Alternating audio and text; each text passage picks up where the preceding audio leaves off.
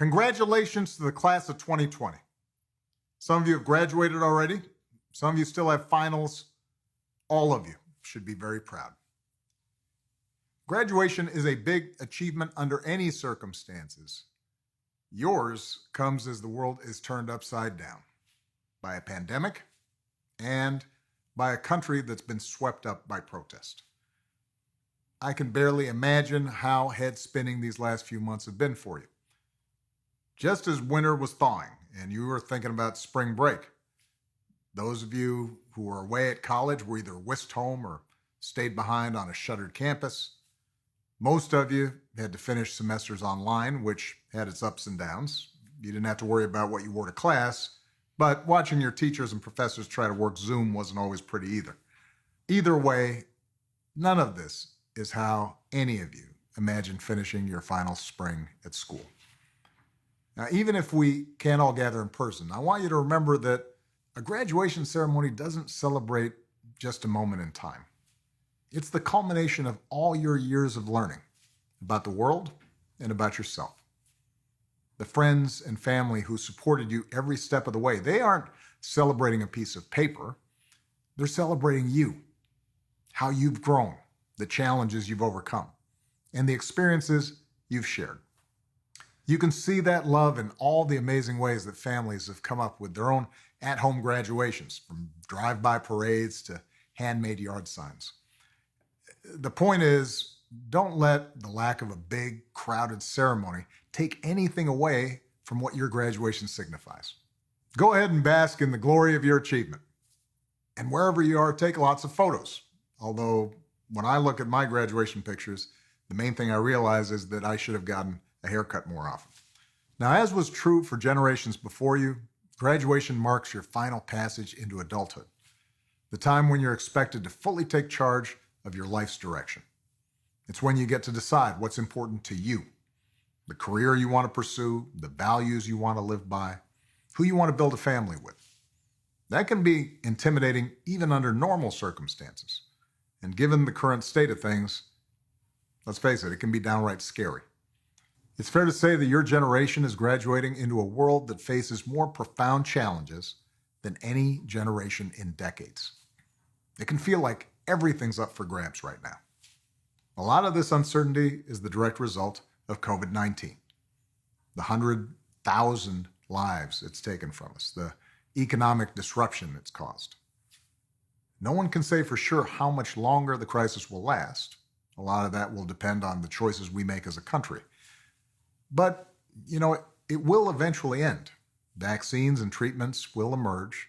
The economy will begin to heal, and life will start returning to normal. And you'll still have your whole life ahead of you.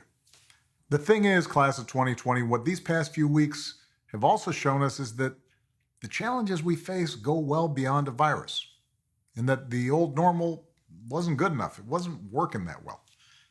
In a lot of ways, the pandemic just brought into focus problems that have been growing for a very long time, whether it's widening economic inequality, the lack of basic health care for millions of people, the continuing scourge of bigotry and sexism, or the divisions and dysfunction that plague our political system. Similarly, the protests in response to the killing of George Floyd and Breonna Taylor and Ahmaud Arbery and Nina Pop aren't simply a reaction to those particular tragedies, as heartbreaking as they are. They speak to decades worth of anguish and frustration over unequal treatment and a failure to reform police practices and the broader criminal justice system. These shocks to the system that we're seeing right now, just as you prepare to go out into the world, they remind us that we can't take things for granted. We have to work to make things better. They remind us that our individual well-being depend on the well-being of the community that we live in. And it doesn't matter how much money you make if everyone around you is hungry and sick. It reminds you that our country and our democracy only function when we think not just about ourselves, but also about each other. So, as scary and uncertain as these times may be, they are also a wake-up call. And they're an incredible opportunity for your generation. Because you don't have to accept what was considered normal before.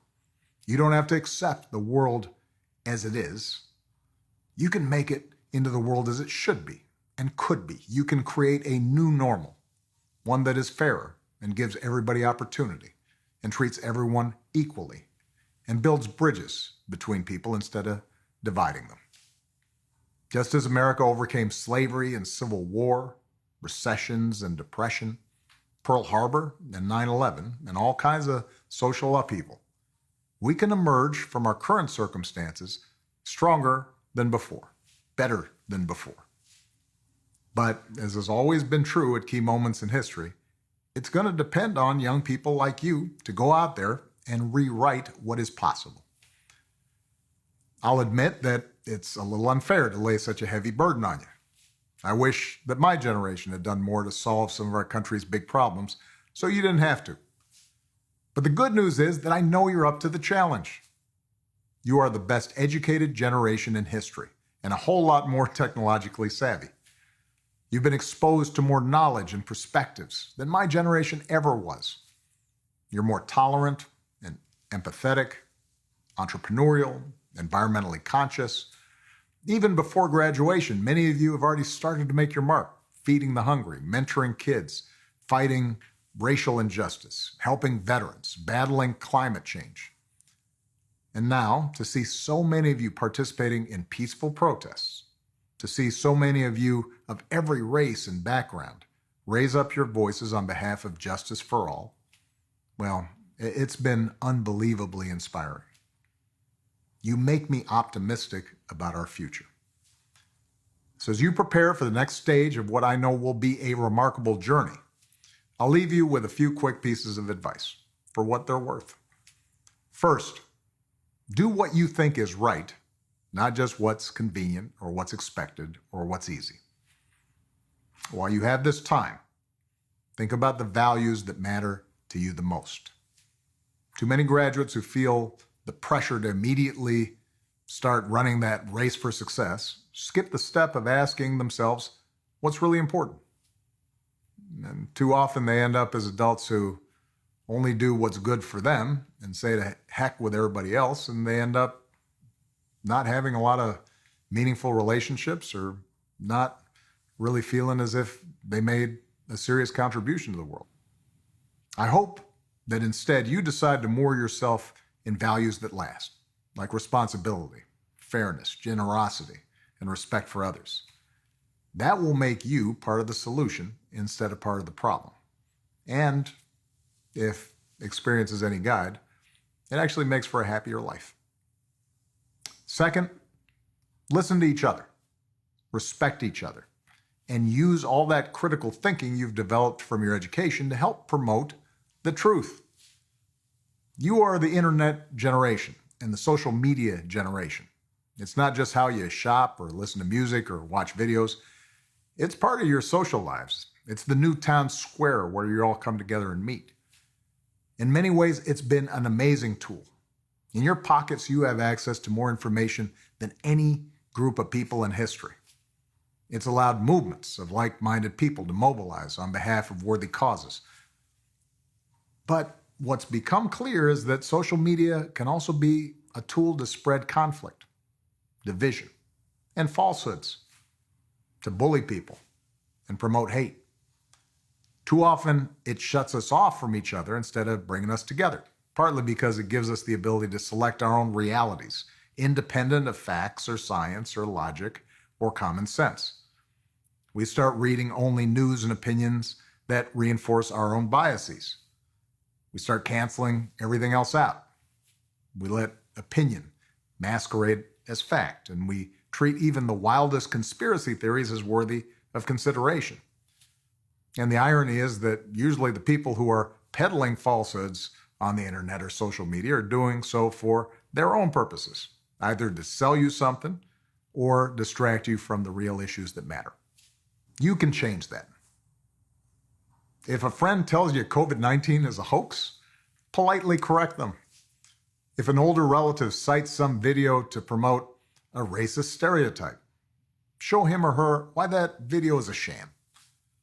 As a generation that understands social media and technology a lot better than anyone, it's going to be up to you to create online cultures and communities that respect differences of opinion and freedom of speech, and also restore the kind of honest, informed, fact-based debate that is the starting point for tackling the challenges we face. Finally, even if it all seems broken, have faith in our democracy. Participate and vote. Don't fall for the easy cynicism that says nothing can change, or that there's only one way to bring about change. In the midst of recent protests, I've noticed that there have been some debates among young people about how useful voting is compared to direct action and civil disobedience in ending discrimination in our society. The fact is, we don't have to choose, we need both. Peaceful protests and demonstrations are patriotic. They shine a light on injustice. They raise public awareness. They make the folks in charge uncomfortable in a way that's healthy. After all, we're a nation that was founded on protest. Eventually, though, your aspirations have to be translated into specific laws and institutional practices. And that only happens when we elect good people at every level who are responsive to our demands. And that includes local offices like the office of mayor or the office of district attorney that don't get as much attention as a presidential race, but have the most direct impact on issues like how communities are policed. In fact, you don't even have to be an activist to make a contribution to our democracy. If you've always dreamed of starting your own business, go build a company that is a model for paying its workers a fair wage. If you've dreamed always of being a doctor, think about working in a community that's short on doctors. There are so many ways to serve. The important thing is to recognize that this nation needs your talents, your passions, your voice to make it better. You know, it's not always pretty, this democracy of ours. Trust me, I know. It can be loud and messy and sometimes depressing. But because citizens took seriously the mandate that this is a government of and by and for the people, well, bit by bit, generation by generation, we've made progress. From cleaning up our air and water, to creating programs that lifted millions of seniors out of poverty, to winning the right to vote, and to marry who you love. None of these changes happened overnight or without sustained effort.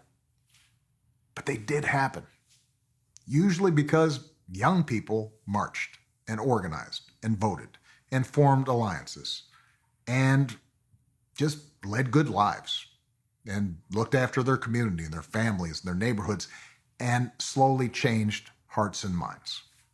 America changed, has always changed, because young people dared to hope. Democracy isn't about relying on some charismatic leader to make changes from on high. It's about finding hope in ourselves and creating it in others, especially in a time like this. You don't always need hope when everything's going fine. It's when things seem darkest.